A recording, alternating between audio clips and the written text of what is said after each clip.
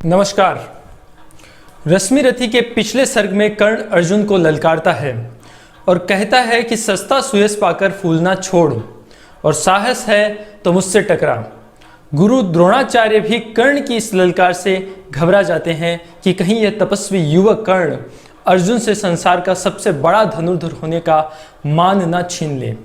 कृपाचार्य एक चाल चलते हैं और कहते हैं कि अर्जुन राजपुत्र है, एक सूत पुत्र से कैसे लड़ेगा। अर्जुन से लड़ना है तो पहले तुम्हें कोई राज्य अर्जित करना होगा। यह सुनते ही दुर्योधन अपना मुकुट उतारकर कर्ण के सर पर रख देता है और उसे अंग देश का राजा बना देता है। कर्ण दुर्योधन के इस मान को पाकर अति भावुक हो जाता है और अपने आप को दुर्योधन का ऋणी मान बैठता है। सभी रंगभूमि से वापस लौट रहे हैं, लेकिन कुंती के पांव उठाए नहीं उठ रहे। शायद उन्हें आभास हो गया है कि यह वीर युवा उन्हीं की कोख का बिछड़ा हुआ फूल है। आज रश्मि रथी का दूसरा सर्ग आपके समक्ष प्रस्तुत है, जिसमें कर्ण और परशुराम के अध्याय का बड़ा मार्मिक चित्रण किया गया है। परशुराम सिर्फ ब्राह्मणों को शिक्षा देते थे, द्रोणाचार्य भी उन्हीं के शिष्य थे, लेकिन कर्ण ये जानते थे कि यदि अर्जुन को हराना है तो परशुराम से शिक्षा लेनी होगी, क्योंकि द्रोण उन्हें शिक्षा देंगे नहीं, और यदि सिखाया तो हो सकता है एकलव्य की तरह गुरु दक्षिणा में अंगूठा मांग लें। परशुराम से शिक्षा लेने के लिए कर्ण ने एक बहुत बड़ा झूठ बोला। अपना परिचय एक ब्राह्मण युवक के रूप में दिया। यह सर्ग कर्ण के इसी झूठ के खुलने की गाथा है, जो हम सबको भावुक कर देती है और बहुत बड़ी सीख दे जाती है। शीतल विरल एक कानन शोभित दिक्तता के ऊपर, कहीं उत्स प्रस्वर्ण चमकते झरते, कहीं शुभ निर्झर। जहां भूमि समतल सुंदर है, नहीं दिखते हैं पाहन, हरियाली के बीच खड़ा है विस्तृत एक उटज पावन। आसपास कुछ कटे हुए पीले धनखेत सुहाते हैं, शशक मूषक गिलहरी कबूतर घूम घूम कण खाते हैं। कुछ तंद्रिल अलसित बैठे हैं, कुछ करते शिशु का लेहन, कुछ खाते शाकल्य, दिखते बड़े तुष्ट सारे गोधन। हवन अग्नि बुझ चुकी, गंध से वायु अभी परमाती है, भीनी भीनी महक प्राण में मादकता पहुंचाती है। धूम धूम चर्चित लगते हैं तरु के श्याम छदन, कैसे छपक रहे हो शिशु के अलसित कजरारे लोचन जैसे। बैठे हुए सुखद आतप में मृग रोमंथन करते हैं, वन के जीव विवर से बाहर हो विश्रब्ध विचरते हैं। सूख रहे चीवर रसाल की नन्ही झुकी टहनियों पर, नीचे बिखरे हुए पड़े हैं इंगुद से चिकने पत्थर। अजिन दर्भ पालाश कमंडलु, एक और तप के साधन, एक और है टंगे धनुष, तुणीर तीर बरछे भीषण चमक रहा। तृणकुटी द्वार पर एक परशु आभाशाली, लोह दंड पर जड़ित पड़ा हो मानो अर्ध अंशुमाली। श्रद्धा बढ़ती अजिन दर्भ पर, परशु देख मन डरता है। युद्ध शिविर या तपोभूमि यह समझ नहीं कुछ पड़ता है। हवन कुंड जिसका यह उसके ही क्या है ये धनुष कुठार, जिस मुनि की यह श्रुवा उसी के कैसे हो सकती तलवार। आई है वीरता तपोवन में, क्या पुण्य कमाने को, या संन्यास साधना में है दैहिक शक्ति जगाने को। मन ने तन का सिद्ध यंत्र अथवा शस्त्रों में पाया है, या कि वीर कोई योगी से युक्ति सीखने आया है। परशु और तप ये दोनों वीरों के ही होते श्रृंगार, क्लीब न तो तप ही करता है, न तो उठा सकता तलवार। तप से मनुज दिव्य बनता है, खड़ विकार से लड़ता है, तन की समर भूमि में लेकिन काम खड्ग ही करता है। किंतु कौन नर तपोनिष्ठ है यहाँ धनुष धरने वाला, एक साथ यज्ञाग्नि और असी की पूजा करने वाला। कहता है इतिहास जगत में हुआ एक ही नर ऐसा, रण में कुटिल काल संक्रोधी, तप में महासूर्य जैसा। मुख में वेद पीठ पर तर्कस, कर में कठिन कुठार विमल। शाप और शर दोनों ही थे जिस महान ऋषि के संबल। यह कुटीर है उसी महामुनि परशुराम बलशाली का, भृगु के परम पुनीत वंशधर व्रति वीर प्रणपाली का। हाँ हाँ वही कर्ण की झांगों पर अपना मस्तक धरकर, सोए हैं तरुवर के नीचे आश्रम से किंचित हटकर। पत्तों से छन छन कर मीठी धूप माघ की आती है, पड़ती मुनि की थकी देह पर और थकान मिटाती है। कर्ण मुग्ध हो भक्ति भाव में मग्न हुआ सा जाता है, कभी जटा पर हाथ फेरता, कभी पीठ सहलाता है। चढ़े नहीं चींटियां बदन पर, पड़े नहीं तृणपात कहीं, कर्ण सजग है उचट जाए, गुरुवर की कच्ची नींद नहीं। वृद्ध देह तप से कृश काया, उस पर आयुध संचालन, हाथ पड़ा श्रम भार देव पर, असमय यह मेरे कारण। किंतु वृद्ध होने पर भी अंगों में है क्षमता कितनी, और रात दिन मुझ पर दिखलाते रहते ममता कितनी। कहते हैं ओ वत्स पुष्टिकर भोजन तू यदि खाएगा, मेरे शिक्षण की कठोरता को कैसे सह पाएगा। अनुगामी यदि बना कहीं तो खान पान में भी मेरा, सूख जाएगा लहू बचेगा हड्डी भर ढांचा तेरा।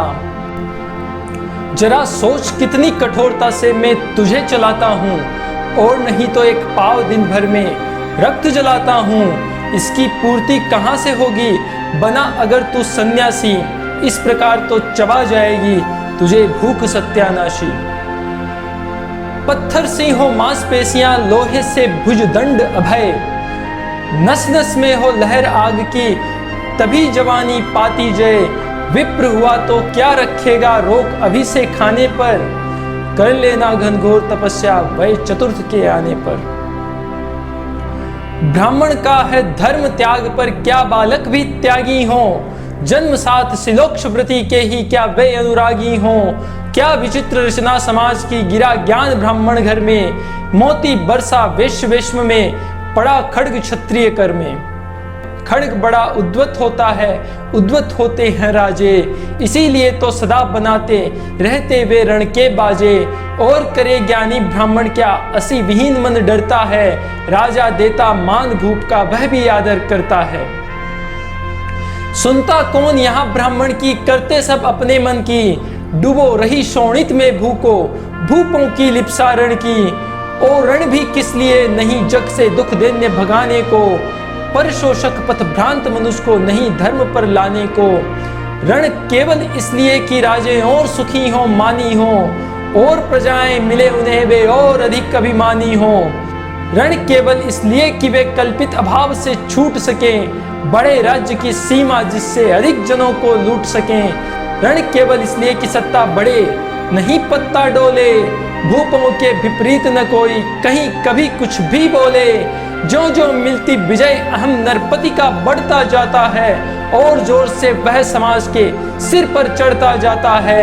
अब तो है यह दशा कि जो कुछ है वह राजा का बल है, ब्राह्मण खड़ा सामने केवल लिए शंख गंगा जल है। कहाँ तेज ब्राह्मण में अविवेकी राजा को रोक सके, धरे कुपथ पर जभी पांव वह तक्षण उसको टोक सके। और कहे भी तो ब्राह्मण की बात कौन सुन पाता है, यहाँ रोज राजा ब्राह्मण को अपमानित करवाता है। चलती नहीं यहाँ पंडित की, चलती नहीं तपस्वी की, जय पुकारती प्रजा रात दिन राजा जय यशस्वी की। सिर था जो सारे समाज का वही अनादर पाता है, जो भी खिलता फूल भुजा के ऊपर चढ़ता जाता है। चारों ओर लोभ की ज्वाला, चारों ओर भोग की जय, पाप भार से दबी धसी जा रही धरा पल पल निश्चय। जब तक भोगी भूप प्रजाओं के नेता कहलाएंगे, ज्ञान त्याग तप नहीं श्रेष्ठता का। जब तक पद पाएंगे असन वसन से हीन दीनता में जीवन धरने वाले, सहकर भी अपमान मनुष्यता की चिंता करने वाले। कवि कोविद विज्ञान विशारद, कलाकार पंडित ज्ञानी, कनक नहीं कल्पना ज्ञान उज्जवल चरित्र के अभिमानी।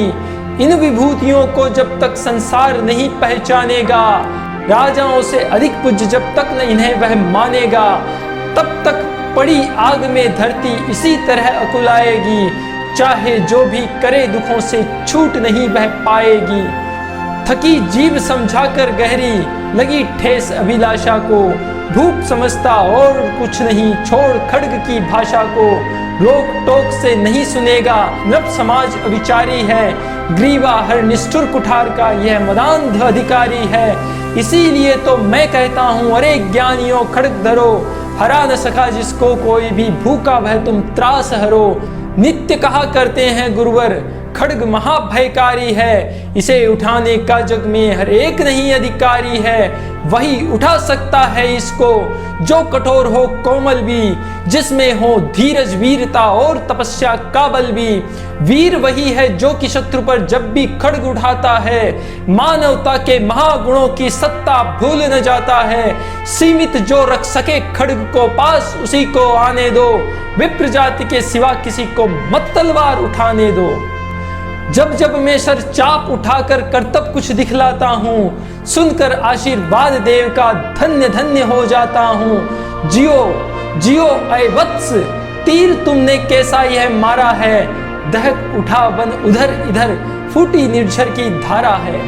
मैं शंकित था ब्रह्म वीरता मेरे साथ मरेगी क्या, परशुराम की याद विप्र की जाति न जुगा धरेगी क्या। पाकर तुम्हें किंतु इस वन में मेरा हृदय हुआ शीतल, तुम अवश्य ही ढोओगे उसको मुझ में जो तेज अनल। जियो जियो ब्राह्मण कुमार, तुम अक्षय कीर्ति कमाओगे, एक बार तुम भी धरती को निक्षत्रिय कर जाओगे। निश्चय तुम ब्राह्मण कुमार हो, कवच और कुंडलधारी, तप कर सकते और पिता माता किसके इतना भारी। किंतु हाय ब्राह्मण कुमार सुन, प्रण कांपने लगते हैं, मन उठता धिक्कार, हृदय में भाव ग्लानि के जगते हैं। गुरु का प्रेम किसी को भी क्या ऐसे कभी खला होगा, और शिष्य ने कभी किसी गुरु को इस तरह छला होगा। पर मेरा क्या दोष हाय में और दूसरा करता क्या, पी सारा अपमान द्रोण के मैं कैसे पैरों पड़ता, और पांव पड़ने से भी क्या गूढ़ ज्ञान सिखलाते वे, एकलव्य सा नहीं अंगूठा क्या मेरा कटवाते वे। हाय कर्ण तू क्यों जन्मा था, जन्मा तो क्यों वीर हुआ, कवच और कुंडल भूषित भी तेरा अधम शरीर हुआ। धस जाए वह देश अतल में, गुण की जहां नहीं पहचान, जाति गोत्र के बल से ही आदर पाते हैं जहां सुजान।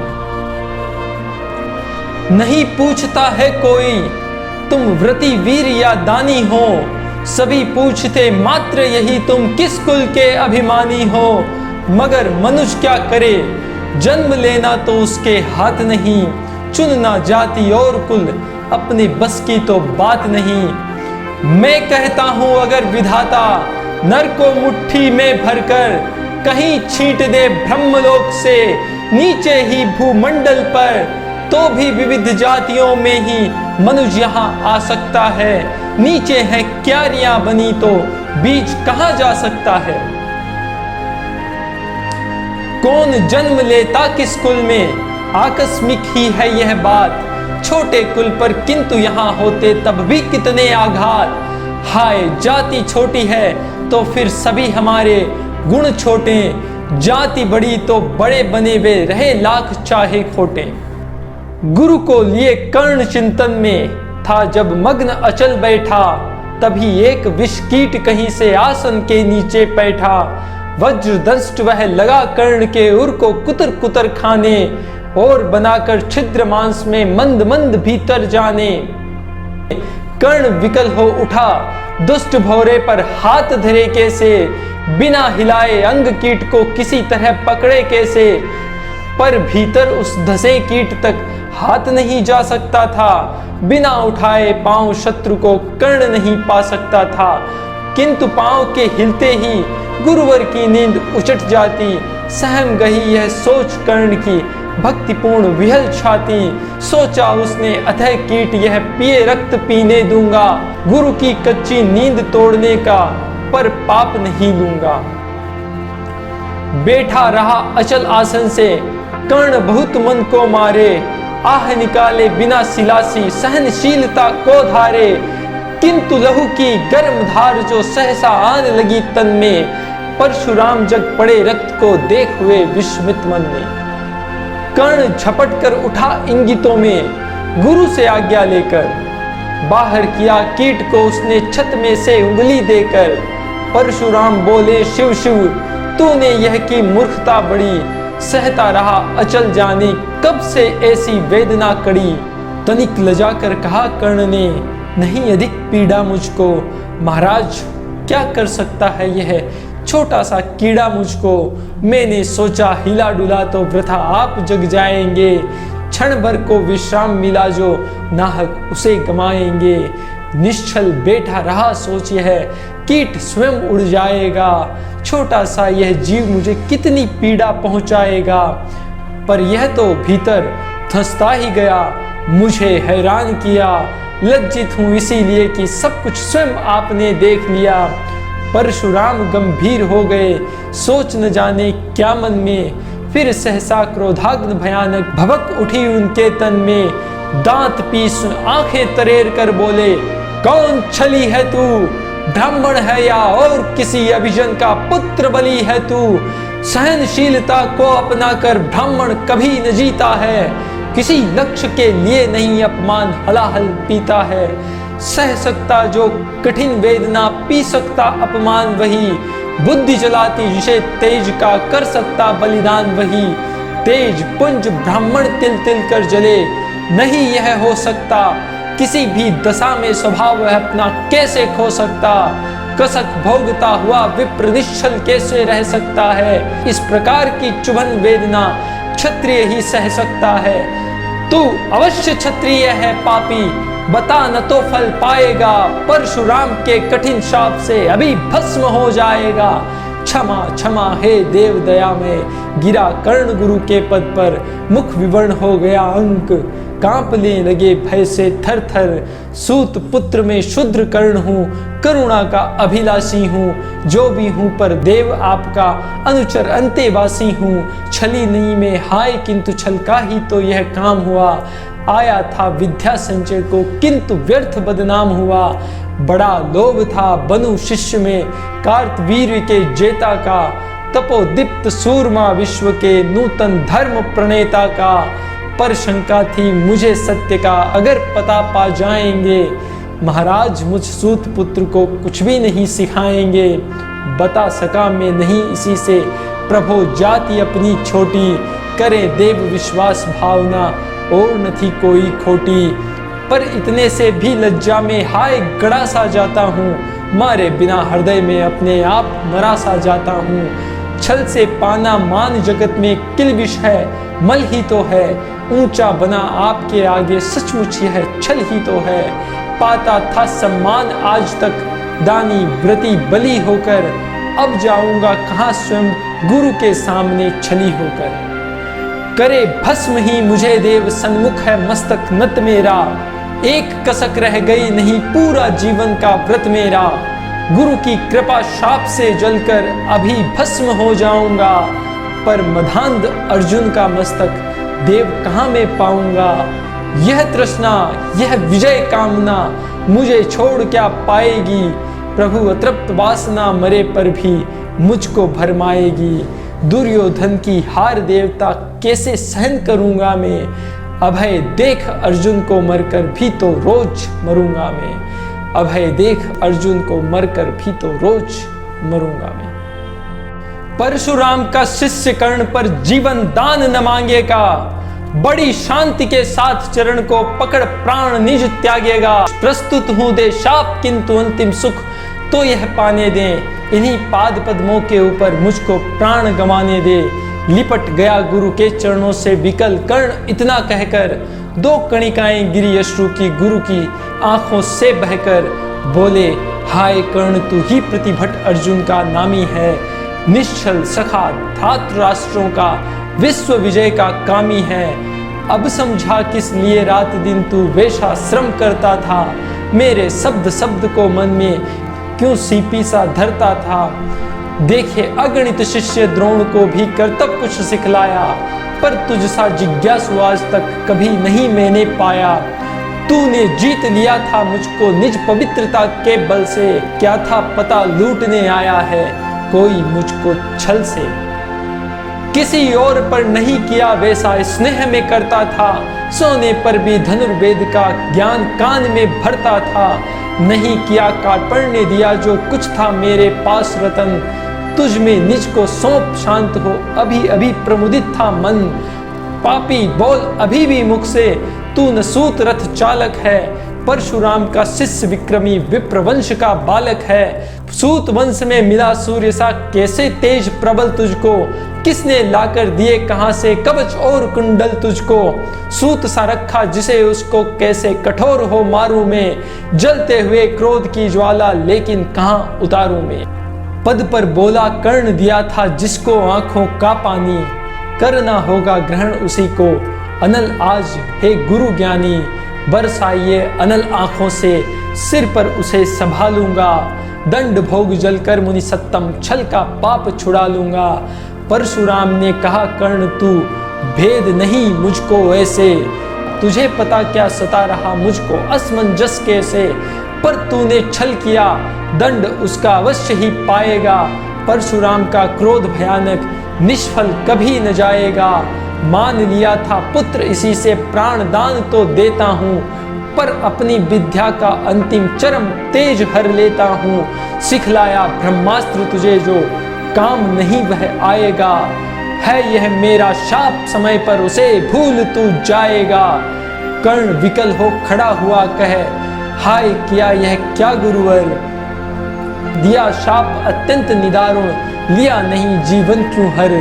वर्षों की साधना साथ ही प्राण नहीं क्यों लेते हैं।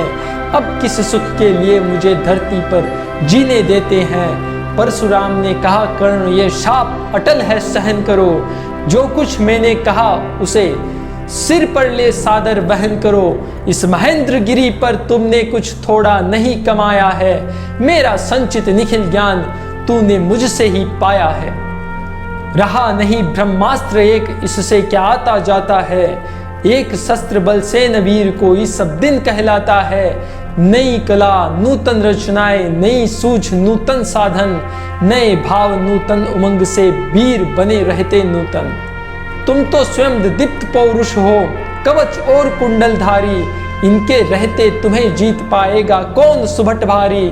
अच्छा लो वर भी कि विश्व में तुम महान कहलाओगे।